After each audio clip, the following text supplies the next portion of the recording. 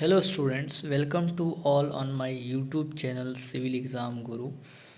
दोस्तों, आज की क्लास के अंदर हम लोग डिज़ाइन ऑफ टेंशन मेंबर के कुछ क्वेश्चन डिस्कस करने वाले हैं। प्रीवियस वीडियो के अंदर हमने आपको design of compression member, bolted connection, riveted connection and introduction के कुछ क्वेश्चन डिस्कस करवा दिए हैं जो प्रीवियस ईयर एग्ज़ाम में पूछे गए हैं। तो आइए आज की क्लास को स्टार्ट करते हैं। Design of tension member. First question बोल रहा है विच of the following statement is और आर करेक्ट। इसमें से कौन सा स्टेटमेंट जो है वो सही है। Statement 1, effect of shear lag need to be consider only when all element are not connected directly. हम सीयर लैग के इफ़ेक्ट को तभी कंसीडर करते हैं जब हमारे सभी एलिमेंट एक दूसरे के साथ कनेक्टेड नहीं हो। सेकेंड स्टेटमेंट बोल रहा है block shear phenomenon become possible mode of failure when material bearing strength and bolt shear strength are lower. तो ब्लॉक सीयर फिनोमिनन तभी होता है जब possible mode of failure when material bearing strength and bolt shear strength are lower. तो ये statement गलत है कि मटेरियल की बियरिंग स्ट्रेंथ और बोल्ट की सीयर स्ट्रेंथ जो है वो कम होती है तब ब्लॉक सीयर फिनोमिनन होता है। बस इसका अपोजिट होगा कि मटेरियल की बियरिंग स्ट्रेंथ एंड बोल्ट की सीयरिंग स्ट्रेंथ जो है ज़्यादा होगी तो मोड ऑफ फेलियर जो है आपको देखने को मिलेगा। तो स्टेटमेंट 1 जो है वो आपका सही है कि सीयर लैग इफेक्ट तभी जो है कंसिडर किया जाता है जब सभी मेंबर एक दूसरे के साथ कनेक्टेड नहीं होते हैं तब। Question number next 168, factor of safety against overturning in steel chimney is about. Steel chimney के अंदर फैक्टर ऑफ सेफ्टी ओवरटर्निंग में कितना कंसिडर किया जाएगा, 1.5, 2, 2.5 या 3। तो आंसर आपको मिलेगा 1.5। Next question, the minimum thickness of steel of a tension member expose to the weather and not accessible is. तो minimum thickness of steel of tension member, steel के लिए टेंशन मेंबर के लिए थिकनेस जो है वो कितनी होनी चाहिए when the member expose to weather and not accessible.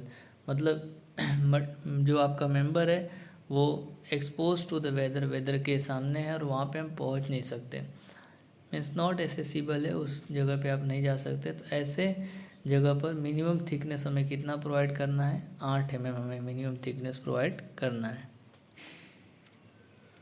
स्लिंडरनेस ratio of a tension member subjected to possible reversal of stress due to wind should not be exceed. Slenderness ratio कितना होना चाहिए in case of tension member और जहाँ पर reversal of stress लग रहा है wind load की वजह से। तो answer will be 350।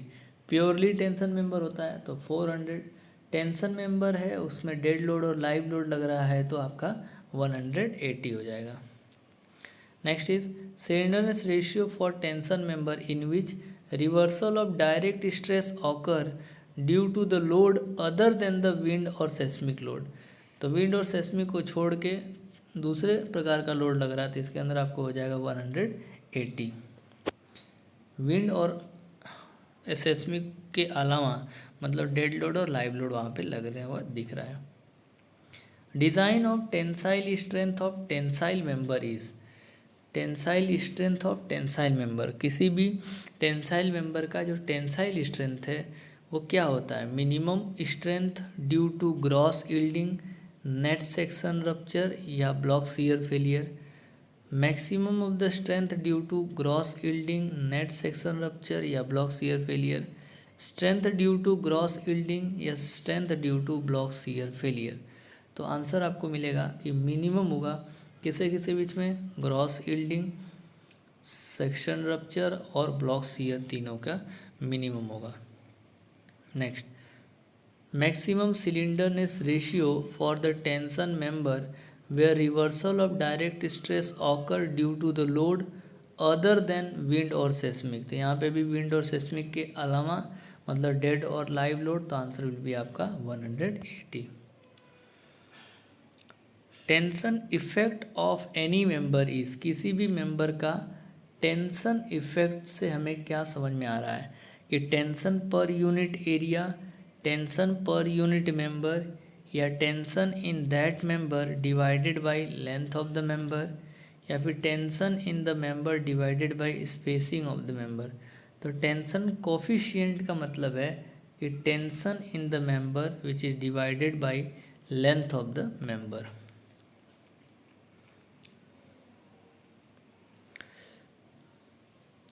As per IS code, which of the following factor is or are considered for design of tension member in working stress design of steel structure? IS code के मुताबिक कौन से factor जो है consider किए जाते हैं for the design of tension member in working stress method? Shear lag effect, effect of punch hole, block shear failure, block shear mode of failure. तो टेंशन मेंबर के डिज़ाइन के लिए वर्किंग स्ट्रेस डिज़ाइन में हम लोग consider करते हैं answer 1 shear lag effect. क्या कंसीडर करेंगे? Shear lag effect. चलिए नेक्स्ट क्वेश्चन की तरफ बढ़ते हैं। क्वेश्चन नंबर 176 कि the tensile strength of single unequal angle section is calculated by the IS 800-2007 for 2 case. किसी अनइक्वल सेक्शन एंगल के लिए टेंसाइल स्ट्रेंथ का कैलकुलेट किया गया है। Statement 1 is a longer leg is connected to the gusset plate, और second design में shorter leg is connected to the gusset plate.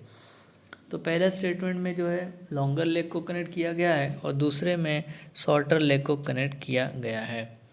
Statement 1 आपको बताता है, ऑप्शन ए बताता है कि इससे पूछा है कि which of these strength will be same in the both case. इसमें से कौन सी स्ट्रेंथ जो है दोनों केस में सेम होगी? Design strength due to rupture of a critical section, क्या रप्चर की स्ट्रेंथ सेम होगी? Design strength due to yielding of the gross section, design strength due to block shear, या नन ऑफ द अबव। तो क्या बोला है कि which strength will be same in both the cases, कौन सा स्ट्रेंथ दोनों केस में सेम होगा? कि जब लॉन्गर लेग के साथ गजट प्लेट कनेक्टेड है,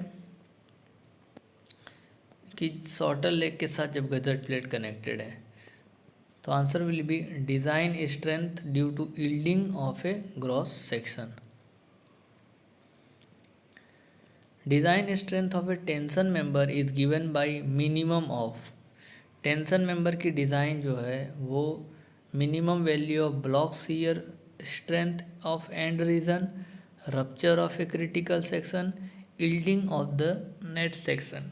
तो क्या होता है design strength of tension member जो है मिनिमम वैल्यू होती है एक तो ब्लॉक शियर स्ट्रेंथ और rupture of the critical section. तो answer will be option B 1 और 2, इन दोनों में से जो मिनिमम वैल्यू आपको मिलेगा वो हो जाएगा।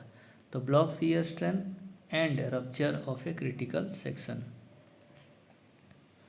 Which one of the following is a factor consider for calculating net effective area of tension member? इसमें से कौन सा फैक्टर कंसीडर किया जाता है for calculation of net effective area tension member के अंदर? तो ductility factor, geometry factor, shear lag factor, या बकलिंग फैक्टर। तो कौन सा फैक्टर कंसीडर करते हैं हम लोग? बकलिंग फैक्टर जो है कंसीडर किया जाता है। Tension splice section is design for, tension splice section जो है वो किसके लिए डिज़ाइन करते हैं? Maximum factor tensile load, design strength of the tension member, maximum service load, या फिर maximum of factor tensile load and 0.3 times the design tensile strength of tension member. तो टेंशन स्प्लाइस सेक्शन की जो design है हम लोग करते हैं maximum value of factor tensile load and 0.3 time the design strength of tension member. Effect of shear lag is, shear lag का क्या इफेक्ट होता है? Is less in the small length of connection, is less in the large length of the connection, non-existence in the angle section, non-existence in the channel section। तो shear lag effect, shear lag का जो effect है वो less होगा in case of large length of the connection. चलिए next question की तरफ बढ़ते हैं। Which of the following is or are considered as a limit state. इसमें से कौन सा लिमिट स्टेट को बताता है कि attainment of yield point of a tension member, कि टेंशन मेंबर के अंदर एक यील्ड पॉइंट तक पहुंच चुके हैं, excessive elongation of tension member, या फिर टेंशन मेंबर का एक्सेसिव एलोंगेशन हो चुका है। तो option B is correct answer, कि दूसरा स्टेटमेंट बताता है कि लिमिट स्टेट तक हम पहुंच चुके हैं कि यदि किसी टेंशन मेंबर का बहुत ज़्यादा एलोंगेशन हो गया है तो। Next question, maximum permissible slenderness ratio of a single angle connected with one bolt only and being uses struts under dead load and the live load. तो किसी भी कंडीशन में स्ट्रट्स के लिए यदि उसके ऊपर डेड लोड और लाइव लोड लग रहा है तो सिलेंडरनेस रेशियो की वैल्यू कितनी आती है, 180।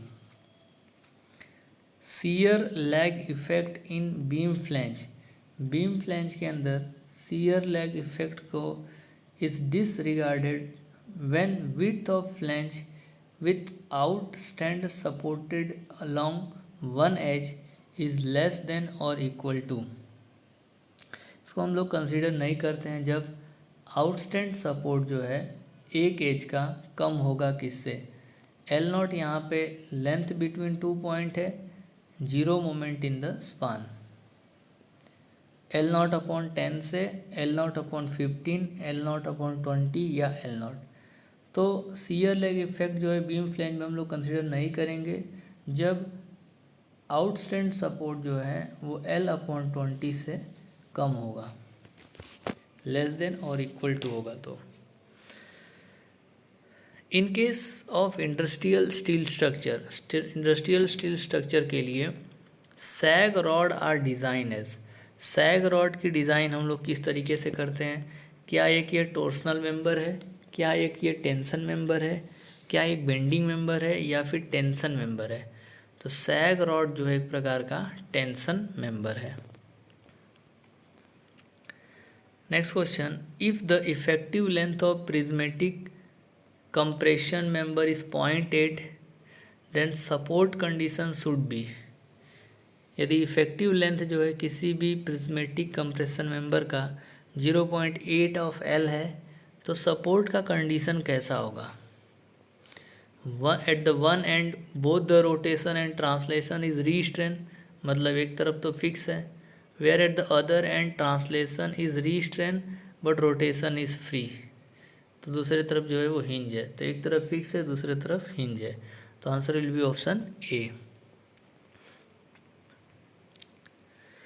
Design compressive stress of axially loaded compression member, किसी कंप्रेशन मेंबर के ऊपर यदि एक्सली लोडेड है, एक्सली फोर्स लग रहा है, उसकी डिज़ाइन IS 800-2007 से हम लोग कर रहे हैं। तो कौन सा फार्मूला ज़्यादातर यूज़ होता है, Rankine formula, second formula, merchant Rankine formula, Perry Robertson formula. तो कंप्रेशन मेंबर की डिज़ाइन के अंदर हम आंसर डी करेंगे, पेरी रॉबर्टसन फार्मूला यूज़ होता है। Next question, for the tension member design shear capacity of bolt carrying shear through the packing plate in excess of 6 mm shall be decreased by the factor। यदि हम tension member की design कर रहे हैं और उसकी हम शियर कैपेसिटी निकाल रहे हैं बोल्ट की, carrying shear through the packing plate यदि 6 mm तक है, तो हम जो है बोल्ट कैरिंग कैपेसिटी को कितने % या फिर कितने पॉइंट से, कितने फैक्टर से रिड्यूस कर सकते हैं। यहाँ पे TPK जो है is a thickness of thicker packing plate, 1 - 0.25 TPK, 1 - 0.0125 TPK, 1 - 0.25 TPK, तो answer will be option B 1 minus 0.0125 TPK। इतने से हम जो है पैकिंग प्लेट लगाने की वजह से हम उस फैक्टर से उसको हम रिड्यूस कर सकते हैं। Next question is ties are the load carrying member of a frame which are subjected to. तो टाइज के अंदर जो है हमेशा एक्सियल टेंशन लोड लगता है। ठीक है दोस्तों, तो इस तरीके से आज की क्लास के अंदर हमने टेंशन मेंबर के सभी क्वेश्चन डिस्कस कर लिए हैं, और भी काफ़ी सारे क्वेश्चन अवेलेबल हैं, उनको भी आप ज़रूर जाके सॉल्व करिए। प्रीवियस ईयर के क्वेश्चंस का बुकलेट आपको ये PDF मैंने ऑलरेडी दे दिया है, तो आप जो है उस टेलीग्राम चैनल में से जाके डाउनलोड कर सकते हैं। किसी भी प्रकार के यदि आपको डाउट आता है तो आप कमेंट बॉक्स में ज़रूर कमेंट करें।